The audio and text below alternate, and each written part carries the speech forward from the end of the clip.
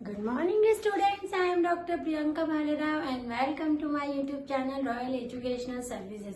मेरे इस YouTube channel में आपको इंजीनियरिंग मैथमेटिक्स से जुड़ी हर प्रॉब्लम का सॉल्यूशन मिलेगा। साथ ही साथ मैं अदर फील्ड में यूज होने वाले मैथ्स के मैं वीडियोस अपलोड करती रहूंगी। तो आज हम ग्रुप थ्योरी को ही कंटिन्यू कर रहे हैं। मेरे प्रीवियस लेक्चर में आपको introduction to a group theory दिया था, उसके बाद में मैंने आपको अबेलियन ग्रुप और उससे रिलेटेड कुछ क्वेश्चन सॉल्व करवाए थे। इसमें लगभग शो दैट वाले, प्रूफ दैट, इस टाइप के क्वेश्चन आते हैं, ये भी मैंने आपको बताया था। आज हम देखेंगे general properties of a group. ठीक है, जनरल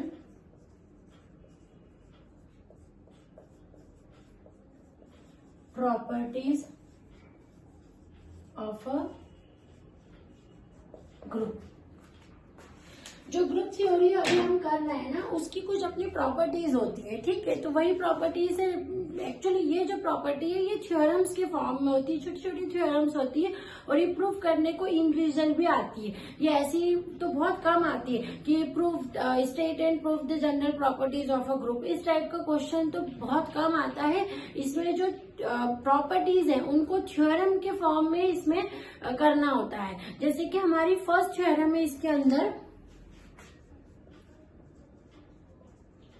थ्योरम फर्स्ट है हमारी यूनिकनेस ऑफ आइडेंटिटी एलिमेंट, है ना। इसको बोलते हैं क्या? Uniqueness of identity element.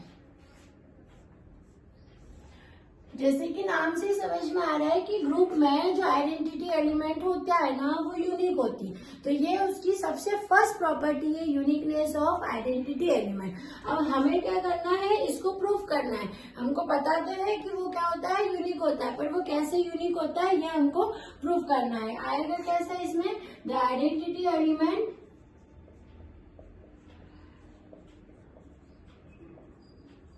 In a group is unique. Show that the identity element in a group is unique. ठीक है, इस टाइप से ये आता है क्वेश्चन। हम इसको प्रूफ करते हैं।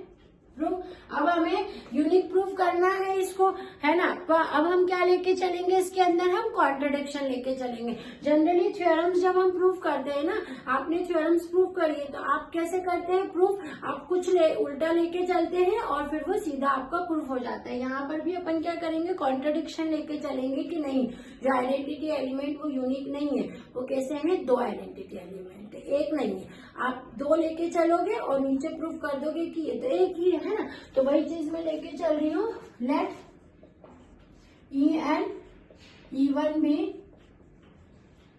To identity elements. मान लेते हैं E और E1 जो है वो दो आइडेंटिटी एलिमेंट है ग्रुप G में, इन G। ठीक है, अब ये अगर दो है identity element, then we have हमारे पास क्या होगा? E1, दो कंडीशन हो जाएगी, E1 equals to E।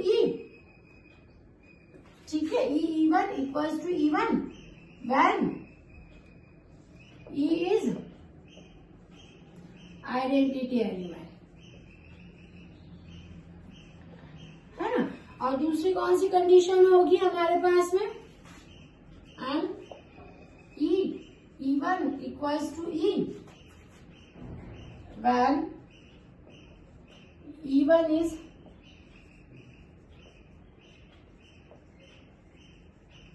Identity element. समझ में आ रही है? अगर आपके पास में दो आइडेंटिटी एलिमेंट आप लोग लेके चले तो कैसी कंडीशन होगी? देखो, E1 इक्वल्स टू E1, है ना। जब ये E है जो आइडेंटिटी एलिमेंट, यानी इस E की वैल्यू 1 हो जाए। अगर इस E की वैल्यू यहाँ 1 हो जाती है तो यहाँ आंसर क्या आता है? E1 आता है। अब दूसरा क्या हो सकता है कि भैया E1 की वैल्यू 1 हो जाती, E1 की वैल्यू 1 हो जाती तो यहाँ E होता है। मतलब ये दोनों कंडीशन, जब E आइडेंटिटी एलिमेंट है तो ये कंडीशन है, जब E1 आइडेंटिटी एलिमेंट है तो ये कंडीशन है। और इन दोनों जो आपकी इक्वेशन है, इक्वेशन नंबर 1 और इक्वेशन नंबर 2, है ना, इन दोनों से फ्रॉम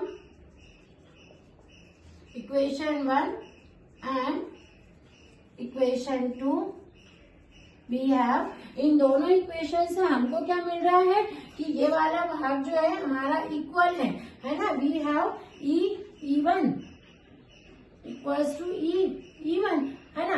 अब अगर ये वाली साइड आपकी इक्वल है ना, तो आपकी LHS यहाँ इक्वल है तो RHS भी आपकी इक्वल हो जाएगी। तो आपको क्या मिल जाएगा यहाँ पर, आपको मिलेगा E1 equals to E.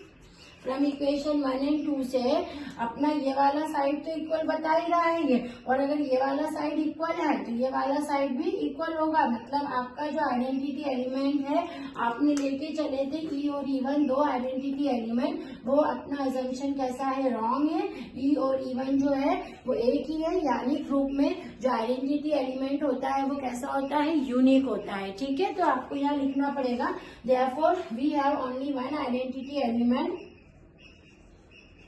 therefore we have only one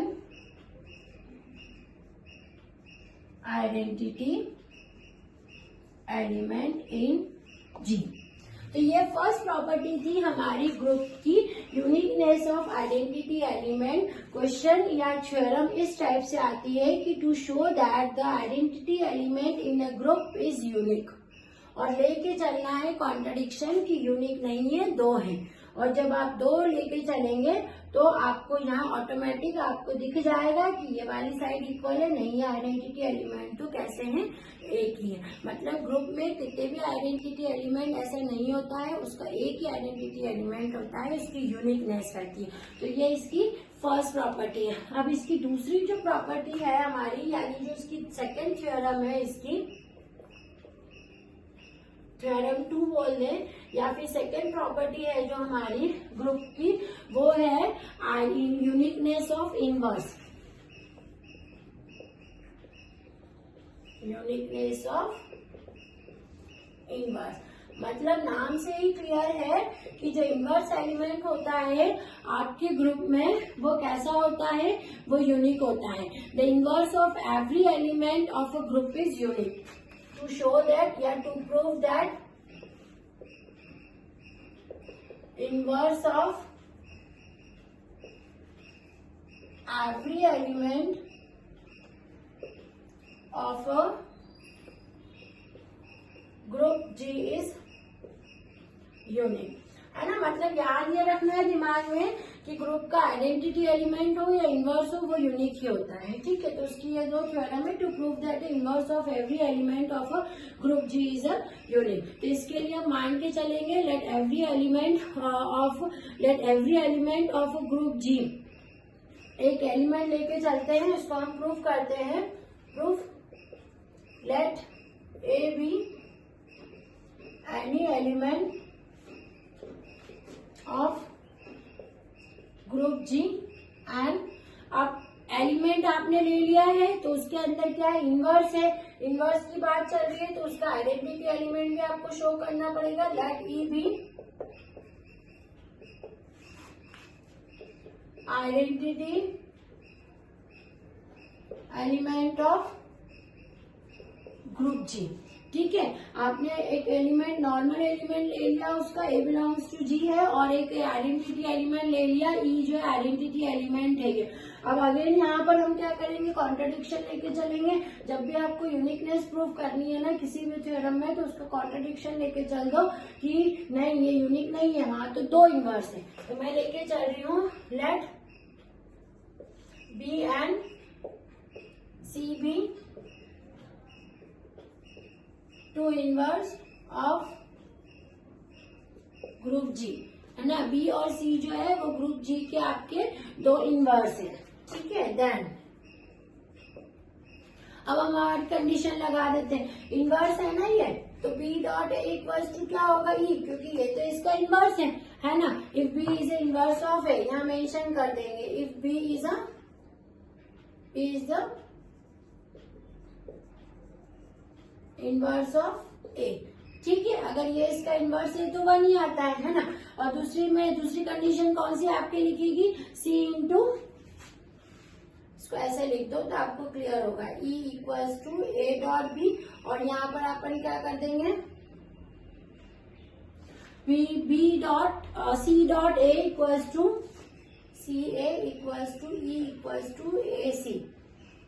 ठीक है, जब सी जो है वो इनवर्स है ए का, if C is a inverse of A.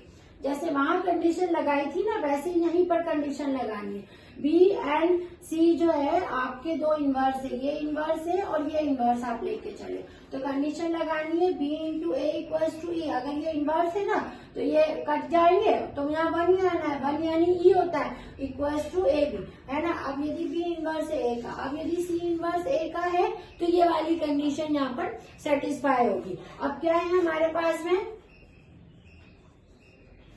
ठीक है, हमने इनवर्स की प्रॉपर्टी तो देख ली। अब क्या है हमारे पास में, A B into A dot सी। अब बी इंटू ए डॉट सी करते तो ये कितना हो जाता है, B dot E equals to कितना आ गया आपका यहाँ पर बी आ गया। इसको इक्वेशन नंबर आप फर्स्ट ले लेंगे। अब दूसरा इसका कौन सा भाग ले लेंगे, बी डॉट ए ब्रैकेट में बी इंटू ए डॉट सी। अब बी इंटू ए की जगह आप क्या लिख दोगे, ई डॉट सी। ये कितना हो जाएगा आपका सी। ये इक्वेशन कौन सी आएगी, इक्वेशन नंबर 2। अब इन दोनों इक्वेशन को अपन ध्यान से देखेंगे। जब इन दोनों इक्वेशन को आप देखोगे तो आपको क्या मिलेगा कि ये साइड तो इक्वल है, इसका मतलब बी और सी जो है वो भी इक्वल है। फ्रॉम इक्वेशन 1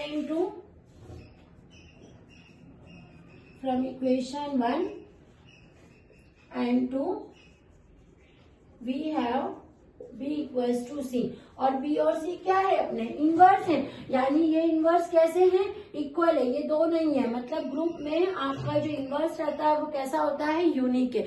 मतलब आइडेंटिटी एलिमेंट भी आपकी यूनिक है और इनवर्स भी यूनिक है। इस टाइप से ये थ्योरम्स के फॉर्म में ग्रुप की जो है प्रॉपर्टी आती है। तो ये तो दो इसकी इम्पोर्टेंट प्रॉपर्टी थी, इसकी और भी अभी प्रॉपर्टी है और इसमें रिवर्सल लॉ भी बाकी है। आप इसको नोट डाउन कर लीजिए, फिर नेक्स्ट वीडियो में हम वो वाला पार्ट इसका कवर करेंगे।